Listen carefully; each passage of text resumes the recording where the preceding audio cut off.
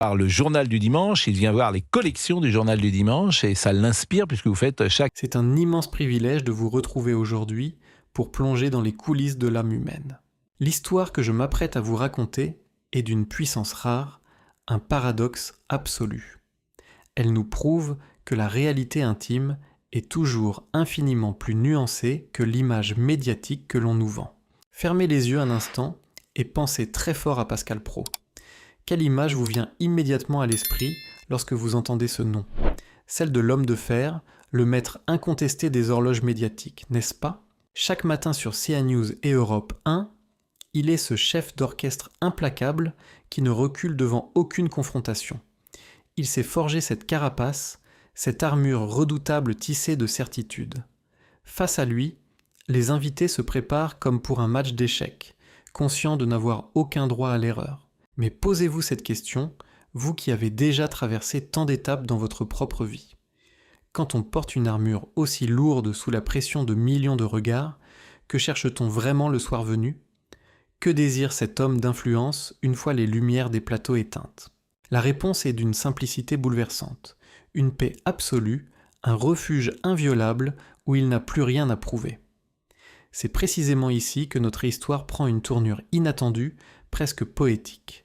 L'homme que la France entière croit intraitable cache en réalité un cœur d'une sensibilité inouïe. Il y a quelques jours, en plein cœur de cet été radieux, une onde de surprise a traversé l'espace public. Sur son compte personnel, Pascal Praud a publié une simple photo de vacances au bord de la mer.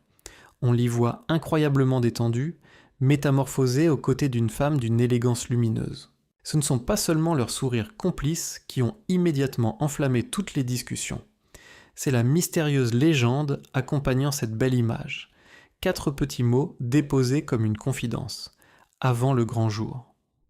Que signifient exactement ces mots si énigmatiques, lâchés à la vue de tous ? S'agit-il de l'annonce imminente d'un mariage que personne n'avait vu venir ? Pourquoi un professionnel aussi aguerri laisse-t-il soudainement échapper un indice aussi précieux sur son intimité ? Ce n'est pas une maladresse, mes amis, c'est l'élan irrépressible d'un homme qui refuse de dissimuler son bonheur. La femme à ses côtés, celle qui détient le pouvoir de faire fondre l'armure de ce roc, s'appelle Catherine Bancarel. Contrairement à lui, elle fuit la lumière des projecteurs et cultive son jardin secret avec soin.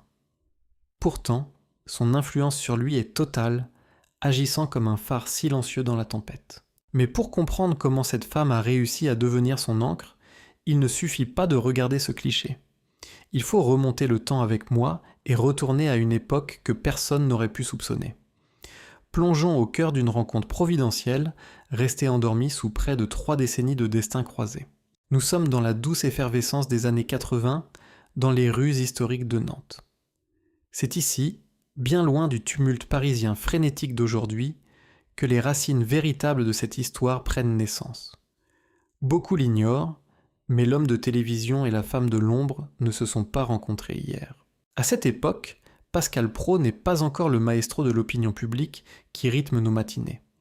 Il est un jeune homme bouillonnant, porté par une ambition débordante de se faire un nom dans le journalisme sportif. Il a soif de réussite, le regard fiévreusement tourné vers les sommets exigeants de sa profession.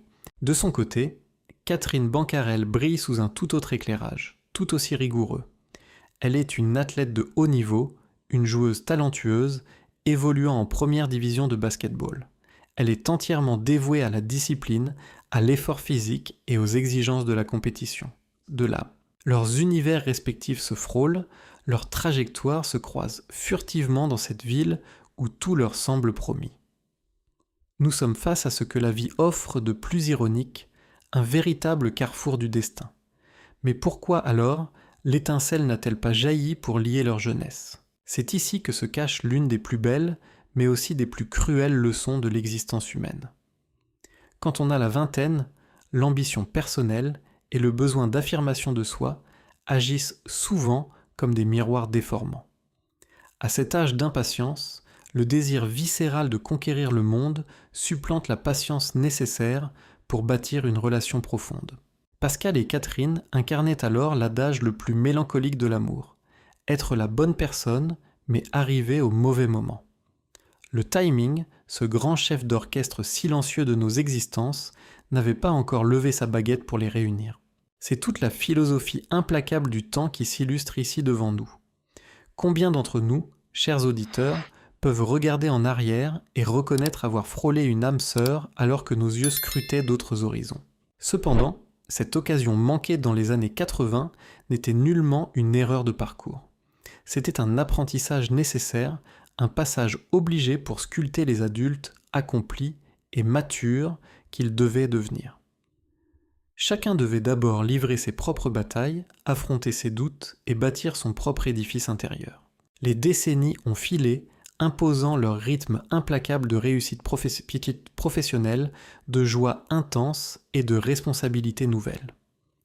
Pascal a conquis le petit écran, devenant une figure incontournable tout en construisant un foyer solide.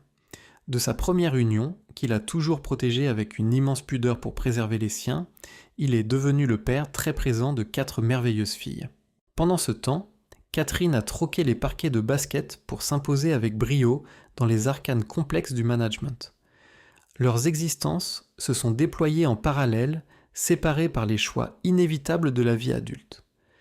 Chacun pensait avoir tracé son chemin définitif, ignorant la présence tenace de ce fil invisible tissé par le destin. Nous voilà projetés, en 2015, une année charnière qui allait bouleverser l'ordre établi de leurs existences respectives. Alors que leur vie semblait parfaitement tracée et figée dans le marbre, le destin a subtilement orchestré leurs retrouvailles inespérées. Ce moment précis n'avait rien d'un hasard, c'était le rendez-vous d'une vie patiemment différée par la Providence. À la cinquantaine, lorsqu'on a déjà navigué à travers de multiples tempêtes, l'amour ne se vit plus avec la naïveté des débuts. Ce n'est plus la passion aveugle ou l'effervescence éphémère d'une jeunesse inexpérimentée, souvent avide d'illusions. C'est une révélation lucide, un choix profondément ancré, dicté par la maturité et la sagesse acquises au fil des années. On porte en soi les cicatrices des épreuves passées, ce qui rend la lumière de cette nouvelle relation infiniment plus précieuse. Pour Pascal Praud, ses retrouvailles avec Catherine résonnent avec une puissance qu'il n'hésite pas à clamer haut et fort. Il l'a d'ailleurs confié publiquement avec une sincérité désarmante. Cette rencontre est pour lui une véritable seconde chance. Cette seconde chance n'est pas seulement l'opportunité d'aimer à nouveau, c'est l'occasion unique de ralentir enfin la cadence. C'est le moment de chérir ce qui compte vraiment, loin des vanités et de la frénésie des succès professionnels. Mais ne vous y trompez pas, mes amis, Catherine Bancarel n'est absolument pas une simple muse silencieuse. Elle n'est pas cette ombre docile qui s'efface gentiment derrière la notoriété écrasante de son compagnon télévisuel. C'est une femme d'une envergure impressionnante, une figure de pouvoir qui impose le respect par sa seule compétence. Aujourd'hui, brillante directrice des ressources humaines du célèbre club de football du FC Nantes, elle évolue dans une sphère exigeante. Travailler au cœur d'un club de football professionnel n'est pas un banal travail de bureau, c'est une fonction hautement stratégique. Catherine navigue quotidiennement dans un milieu complexe, exigeant une poigne de fer dans un gant de velours absolu. Elle gère des égos immenses et des situations sous haute tension avec un sang-froid et une intelligence situationnelle remarquables. C'est précisément cette force de caractère et cette indépendance inébranlable qui ont subjugué Pascal Praud. À ce stade de la vie, la simple séduction esthétique cède la place à une attraction intellectuelle irrésistible et profonde. Il a trouvé en elle bien plus qu'une compagne. Il a trouvé une partenaire à sa hauteur, capable de le challenger. Catherine possède cette capacité rare de lui offrir une perspective neuve, loin des certitudes confortables de ses propres studios parisiens. Elle est celle qui le ramène à la réalité essentielle, avec la franchise d'une femme profondément accomplie et sûre d'elle. Cette dynamique d'égal à égal crée un équilibre psychologique fascinant où chacun nourrit l'esprit de l'autre sans jamais le dominer. Toutefois, partager la vie d'une femme aussi impliquée professionnellement, tout en portant soi-même le poids de la télévision nationale, relève de l'exploit. C'est un défi de tous les instants qui exige de réinventer totalement les règles traditionnelles de la vie de couple. Nous abordons maintenant l'un des aspects les plus fascinants de leur histoire amoureuse, un aspect singulier qui bouscule de plein fouet les conventions de notre époque.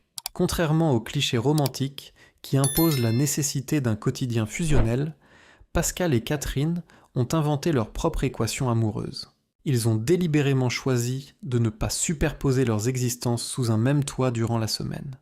C'est un modèle atypique, certes, mais d'une intelligence redoutable pour deux âmes aussi farouchement indépendantes. Pascal est profondément ancré à Paris, englouti du lundi au vendredi dans un tourbillon médiatique où chaque minute est rigoureusement millimétrée. Sur les plateaux de télévision, la pression est écrasante, l'attention permanente, ne laissant aucune place à l'improvisation ou à la faiblesse. De son côté, Catherine règne sur la direction des ressources humaines du prestigieux FC Nantes. Elle gère des dynamiques humaines sous très haute tension et évolue avec brio dans l'univers impitoyable du sport professionnel. Ce sont deux mondes d'une exigence extrême, séparés par des centaines de kilomètres de distance. Pourtant, cette séparation géographique n'est absolument pas subie avec résignation par notre couple. Bien au contraire, elle se révèle être une formidable stratégie de préservation amoureuse, pensée avec une très grande lucidité. C'est le triomphe éclatant de ce que l'on nomme l'amour indépendant. En refusant courageusement la cohabitation quotidienne, ils s'épargnent habilement l'usure insidieuse de la routine domestique. Le modèle qu'ils nous proposent démontre avec force qu'il est tout à fait possible de conjuguer passion et souveraineté individuelle. Chacun reste maître absolu de son territoire professionnel, sans jamais empiéter sur celui de l'autre. Cependant, une telle organisation exige un pilier psychologique fondamental, une confiance inébranlable. Comment un homme évoluant dans un milieu parisien, propice à de nombreuses vanités, peut-il rassurer une femme géographiquement distante ? Et comment accepter l'indépendance farouche de sa compagne sans qu'aucune ombre d'un doute ne vienne s'installer ? La réponse éclatante tient à leur grande maturité émotionnelle. À l'aube de la soixantaine, le sentiment amoureux ne se mesure plus aux heures passées ensemble dans un salon, mais à l'intensité de la connexion. Leur éloignement hebdomadaire aiguise merveilleusement le manque et sublime le désir profond de se retrouver. C'est ainsi qu'est née, de manière naturelle, la sacralisation de leur week-end. Dès le vendredi soir, les lourdes armures tombent, les téléphones se taisent enfin et le bruit du monde extérieur s'efface totalement. Ils laissent volontairement derrière eux les polémiques stériles et le poids écrasant de leur vie publique. Leurs retrouvailles, souvent bercées par les embruns marins, deviennent leur sanctuaire intouchable. Dans ces parenthèses hors du temps, l'homme de télévision redouté disparaît totalement pour laisser la place à un compagnon infiniment tendre. Loin des débats houleux, il savoure le luxe ultime de notre époque tumultueuse, un temps exclusif, profondément authentique et ininterrompu à deux. Ce qui unit véritablement Pascal Praud et Catherine Bancarel, c'est une architecture mentale et des fondamentaux totalement alignés. Des sources très proches du couple évoquent un socle bâti sur 3 piliers indestructibles, le sport, la rigueur absolue dans le travail et par-dessus tout, la famille. Le sport n'est pas un simple hobby pour eux, c'est un langage commun. Catherine connaît l'exigence de la haute compétition et Pascal en a fait l'une de ses plus belles carrières de journaliste. Cette passion commune crée d'emblée un pont naturel de compréhension, une fréquence sur laquelle ils résonnent en parfaite harmonie. Mais le véritable défi de leur relation, le point d'équilibre le plus délicat et le plus admirable, réside incontestablement dans l'harmonie familiale. Comme beaucoup de couples modernes, ils composent avec ce que l'on appelle pudiquement la famille recomposée. Pascal est le père aimant de 4 filles, un héritage précieux qu'il protège avec une ferveur absolue. L'entrée d'une nouvelle partenaire dans un foyer déjà établi est souvent un terrain extrêmement sensible, voire glissant. C'est ici que se révèle avec éclat toute l'intelligence sociale et l'élégance de Catherine.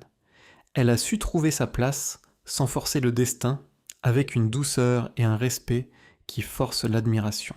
Elle n'a jamais tenté de remplacer ou de bousculer l'ordre établi, mais s'est imposée par une présence bienveillante. Aujourd'hui, l'harmonie familiale est un fait incontestable, apaisant le cœur d'un père qui jongle en permanence entre ses devoirs paternels et ses impératifs professionnels. Savoir ses filles sereines et en paix avec la femme qu'il aime est, pour Pascal, le plus grand des soulagements. Cette plénitude explique sans doute pourquoi l'animateur, d'ordinaire si tranchant et analytique, laisse parfois déborder ses émotions. Sur les réseaux sociaux, il n'hésite plus à offrir de rares, mais intenses, fenêtres sur son cœur. Il décrit publiquement sa compagne en utilisant avec soin 4 adjectifs puissants. Belle, intelligente, sensible, drôle. 4 mots pesés, choisis avec une précision presque chirurgicale par un homme qui maîtrise parfaitement le poids des mots. Mais le plus fascinant reste cette phrase magnifique qu'il a osé livrer, une déclaration qui restera gravée: la plus belle couleur du monde, c'est celle de ses yeux. Entendre cela d'un débatteur aussi féroce et bouleversant. C'est l'aveu désarmant d'un homme qui, arrivé à un certain stade de sa vie, ne craint plus du tout d'afficher sa tendresse. Dans ce monde de la télévision où l'on est encensé le lundi et critiqué le mardi, Catherine agit comme son filtre protecteur. Elle est cette personne rare qui ne le juge jamais à travers le prisme de ses audiences ou de ses articles de presse. Elle le regarde avec son cœur, avec une authenticité qui agit comme un antidote miraculeux contre le cynisme médiatique. Elle est, à proprement parler, l'architecte silencieuse de sa tranquillité d'esprit, la femme de l'ombre qui rend possible la lumière des plateaux. Et après toutes ces années de construction patiente, d'une confiance mutuelle renforcée par chaque épreuve, ce roc de la télévision semble prêt à poser l'acte le plus symbolique de toute son existence. Nous voici revenus au point de départ de notre voyage, mes chers auditeurs. Nous retrouvons cette image estivale baignée de lumière, ce littoral apaisé et ces 4 mots mystérieux qui ont tant fait couler d'encre avant le grand jour. Mais aujourd'hui, après avoir traversé les décennies avec eux, ces mots ne résonnent plus du tout de la même manière. Ils ne sont plus une simple énigme pour Gazette People, mais l'aboutissement logique d'une longue quête d'équilibre. La presse s'est immédiatement emballée, cherchant frénétiquement des dates, des lieux secrets ou la confirmation d'un mariage imminent. Pourtant, la véritable portée de ce message ne réside pas dans une signature au bas d'un registre d'état civil. Sa force réside dans cet aveu de bonheur total, assumé avec sérénité devant le monde entier. S'engager publiquement à la soixantaine, ce n'est pas faire une promesse naïve à un avenir encore incertain. C'est célébrer une certitude bâtie sur le temps et les épreuves. Pascal Praud et Catherine Bancarel nous apportent la preuve éclatante que les grands sentiments n'ont aucune date de péremption.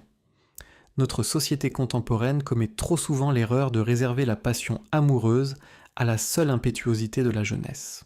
Leurs retrouvailles, près de 30 ans après leur premier croisement à Nantes, infligent un démenti magnifique aux préjugés sur l'âge. Le destin a parfois la sagesse infinie de réserver ses plus beaux chapitres pour la seconde moitié de notre existence. Il fallait sans doute que Pascal affronte durant des années la violence des tempêtes médiatiques pour apprécier pleinement le calme d'un tel port d'attache. Il fallait aussi que Catherine bâtisse son propre empire professionnel pour offrir à leur couple cette indépendance intellectuelle salutaire. Ce grand jour, qu'il s'agisse d'un mariage traditionnel ou d'un serment discret face à la mer, constitue déjà le couronnement de leur parcours. C'est la victoire incontestable de la maturité apaisée sur les illusions éphémères de la jeunesse. L'homme de télévision redouté, habitué à manier le fer sur les plateaux de CNews et Europe 1, a trouvé bien plus qu'une compagne, un havre de paix. Une femme d'exception qui l'apaise, qui comprend ses silences et qui l'aime d'un amour sans condition. L'armure du débatteur est tombée sur le sable chaud de l'été, révélant une vulnérabilité et une sincérité infiniment plus touchantes que n'importe quelle posture télévisuelle. L'essentiel de la vie est là, dans cette capacité à saisir la seconde chance. Et vous, mes très chers compagnons de route, que vous inspire cette romance hors du commun ? Croyez-vous que l'existence garde souvent ses plus belles surprises pour plus tard ? Avez-vous déjà croisé l'amour de votre vie avant même d'être prêt à l'accueillir ? Racontez-moi votre histoire dans les commentaires juste en dessous de cette vidéo. Je lis chacune de vos contributions avec un réel plaisir. Si ce récit vous a touché, laissez un j'aime Partagez cette vidéo autour de vous et abonnez-vous à la chaîne pour nos prochains rendez-vous. Merci pour votre fidélité, prenez soin de vous et à très bientôt.